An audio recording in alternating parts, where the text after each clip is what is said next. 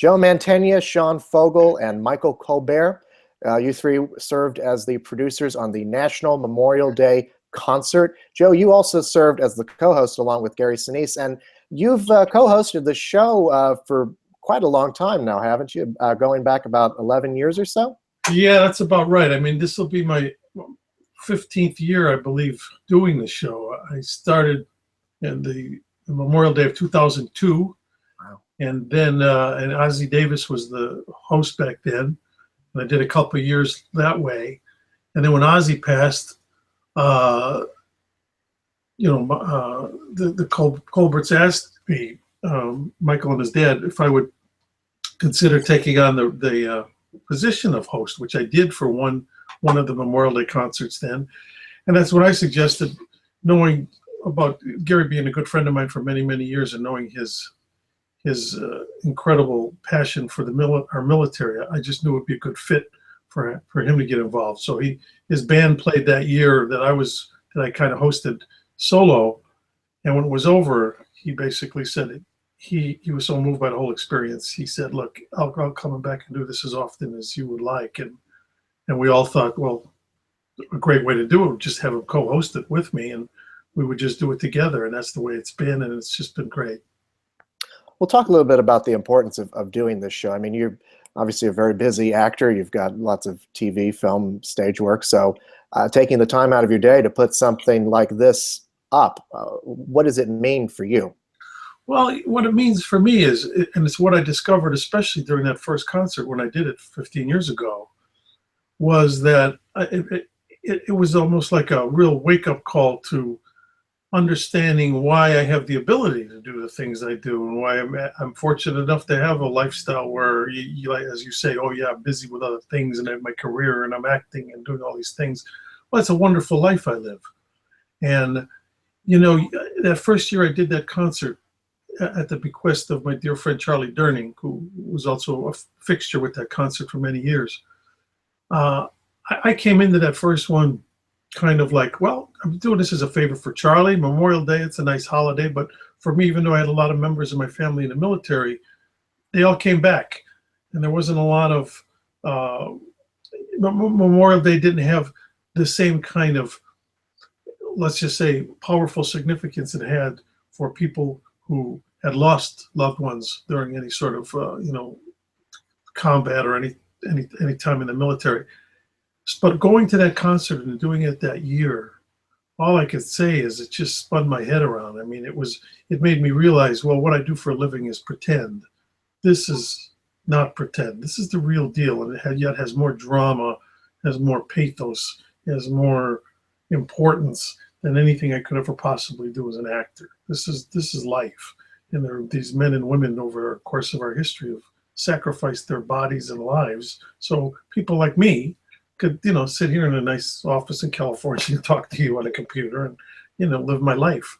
So it's really that.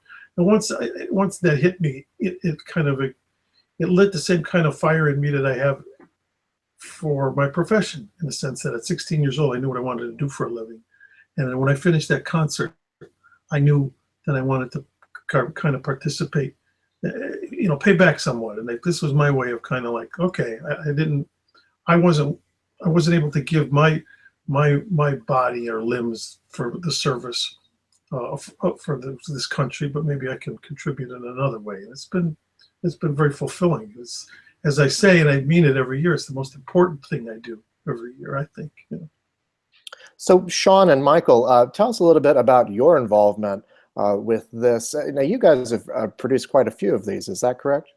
That's exactly right, Zach. My father, Jerry Colbert, who's also, along with me, executive producers, he founded the concert 27 years ago.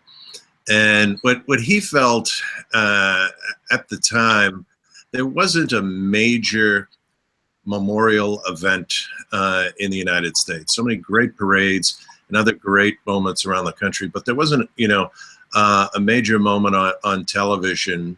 And so we're blessed to be able to come to the United States Capitol, the Temple of the Laws, if you will, to honor and remember all of those who are serving, who have served, for their sacrifice, their families, and all that they do, our wounded warriors. But you know what we're trying to do, Zach, is to bring it back to the real meaning of Memorial Day, remembering those who've made the ultimate sacrifice for our country. So, you know, along with Joe and with Sean and such a great team, really a family backstage, you know, we take this time out every Memorial Day to tell people thank you, we honor you, but we're trying to say, hey, we love you.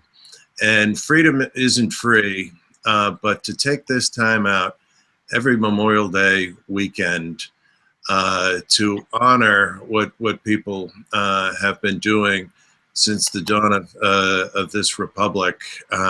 It's a mission for us, and we're so grateful to be able to do it this year and every year. Mm-hmm. Sean, do you want to jump in there? I concur with what everyone has said. I think the show is incredibly, as I was saying before, a very special show, and we take a lot of time and a lot of care in crafting what stories we're going to share on the show, very much that are relevant in what's going on in the world today. Between Michael, Jerry, Joe, and myself, we do a lot of research on the right actor and actresses to portray these roles, and a tremendous amount of research in the musical acts that follow these stories. It's nothing else that I work on all year that matches, I think, the quality and the emotion that these shows do. And I think we've been blessed over the years to have the likes of Joe and Gary with us, and some of the biggest names in entertainment, acting, musicians, vocalists, to come share their talents with the country, and to pay back and pay tribute to all of those who have given their lives for our country and their families. And it's one of the most meaningful things that I work on all year. Yeah, that's a great point, Sean, because, you know, as how Joe is touching on too, that there's nothing like this. I mean, we're doing the research. We're finding these real stories of what, you know, service members and their families, you know, have gone through, that are going. I mean, these are, not only are they sacred memories that we're sharing, but they're living memories for people. I mean, I can't help but think of this year, Joe, you know, when you played Alton Knappenberger, you know, the great hero, Medal of Honor recipient from the Battle of Anzio in World War II. You know, I can only imagine, maybe Joe, you could describe what it's like to be up there on that stage telling these real stories. Oh, yeah. Well, I mean, that was the thing that actually especially got me for the first year, because you have to, I mean, to put you in that context, that first concert I did was 2002. You think, you have to figure it was just a few months after 9/11. And here I'd never seen the concert before. I wasn't even aware that it existed. But like I said, my friend Charlie had turned me on to it. I said, you know, I think you'll find it, you know, kind of an amazing kind of a thing. And I said, look, Charlie, absolutely, let's do it.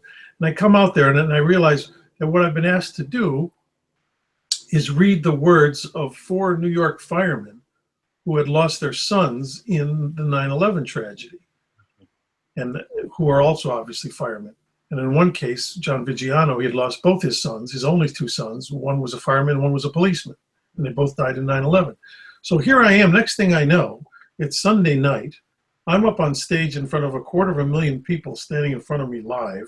Here's the Capitol building in front of me with a flag flying. The Washington Symphony Orchestra is behind me playing Mozart's Requiem. And now I'm having to read, and on these screens, they're broadcasting footage of the planes flying into the World Trade Center. So Requiem's playing, here this is visually happening, and I'm having to read the words of 4 New York firemen in their own words, saying, what's it like to go through the rubble looking for the remains of their sons. And sitting in front of me in the very first row of this 250,000 people are those 4 firemen in their dress uniforms with their wives. And that was the moment that was like a lightning bolt going through my body, because I realized this is not Joe Mantegna, the actor. I'm not doing a movie here. I'm not doing a TV show. I'm not doing a stage play. This is a true story. I'm recounting the real words, and I'm looking at their faces. And so just that made me realize, yeah, this is history in the making. History that's, you know, this is our nation's story, and it's a dark part of it, but unfortunately it's a necessary part of it, because as Michael said, you know, freedom isn't free, and sometimes someone has to pay the price. And as it is, it's our military. You know, we write the checks, and they have to be the ones to cash them. You know, so it was that moment, especially in that first concert, that really sealed the deal for me. But every year, it's always something like that. It's just another version of that. And I always tell, right when I approach the actors to participate, I always tell them this. I say, you're not ready for this, you know. And when you get to it, you're going to be, it's going to impact you in ways you're not even ready for. And it's always the case. They always come up to me afterwards and say, "Oh my God, who knew? And could I come back?" and things like that. So it's something. I was going to say, we're very lucky that we have a lot of repeat stars that come back year after year to do the show. I think that speaks volumes to what we're trying to do. Folks like Joe's friend Lawrence Fishburne and Diane Wiest and Brad Paisley, and we're very lucky to have such talented men and women come back year after year, and very blessed.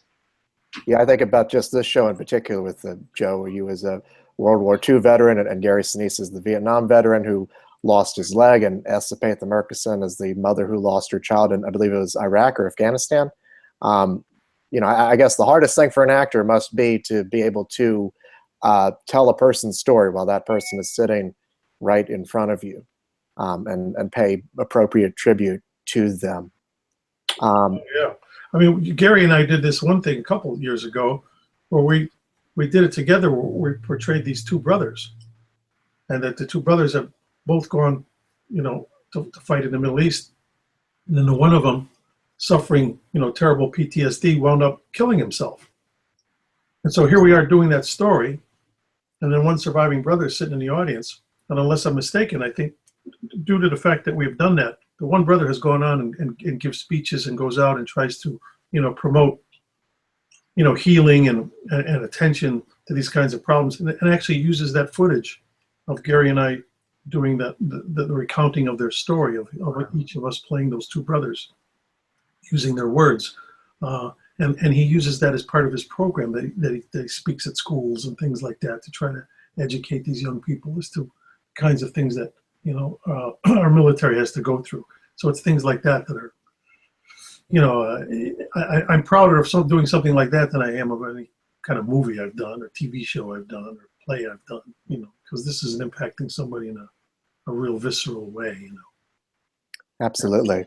I should say, you know, the show is also wonderfully entertaining. I mean, you guys have great musical guests like the Beach Boys. You've got a full orchestra up there, and you do a really good job of constructing the show using archival footage, war footage, in order to really place the audience in the battlefront and give them the perspective of what these soldiers are going through. Well, thank you, Zach. An enormous amount of work goes into this. You know, the research alone on these stories, you know, we're really trying to hit the things that are so important today, because we are at war, and you think of the visible and the invisible wounds of war. You know, we try to portray as justly and kindly as we can, as well as you know, remembering, look, it's 50 years now since Vietnam. You know, there was over 16 million who fought in World War II, Americans, and 400 of them a day are dying. So we're really trying to fit, you know, something for everyone in there. But the music, I mean, to do that live, you know, with the National Symphony, the choruses from the Army, you know, the Navy, the Air Force, and more, that the Joint Chiefs of Staff are there, the leadership of Congress, all the veterans out in the audience. You know, General Powell's been with us since the beginning. And, you know, I mean, we keep kind of touching back to this thing, there's nothing like this, but, you know, there really isn't. And I think that's, in ways, we've almost created our own format. It's, you know, in ways, it's like putting a Broadway show together or a film together.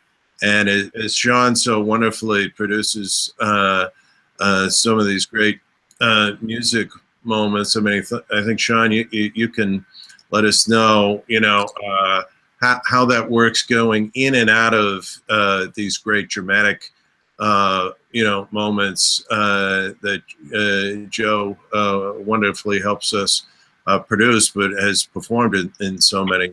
Sean, can you take us through a little bit about the music? I mean, we really do try to find the right repertoire to fit the story that we've just told. You know, a lot of other shows, the musical acts will come on, they'll plug their latest hit, they'll plug an album. We don't do that. We want to really, we really want to tell the story that the audience has just heard, but in music. And it's amazing. Artists are willing to come out and do that. And a lot of the times the artists have never worked with orchestras before. So it's an incredible opportunity for that, you know, for them to have the experience of working with a 100-piece orchestra. You know, most of them are just in a studio or with a rhythm section. So to be backed and have these beautiful arrangements made, lush strings, and be put to their piece of music is equally as special to them as it is for us and as our audience to hear. And we pull talent from every genre of music, from country, classical, pop, as you were saying, the Beach Boys. Everybody has something to offer, different time periods in our history that work well with certain genres of music. And we really do spend a great deal of time trying to find the right songs. We almost look for the song first and then the artist sometimes. It's more important that we're telling the right story musically than necessarily who is on musically. And it's something that I think we're all very, very proud of. And we continue to, I think, achieve good things each and every year. And we aim higher and higher every year. Well, you certainly achieved something really good with this one. Gentlemen, thank you so much. Congratulations. And I look forward to next Memorial Day when I can see the next one. Thanks very much. Hey, thanks, Zach. And come join us sometime. You bet, I will. Thanks, Zach. See you, Zach. Take care.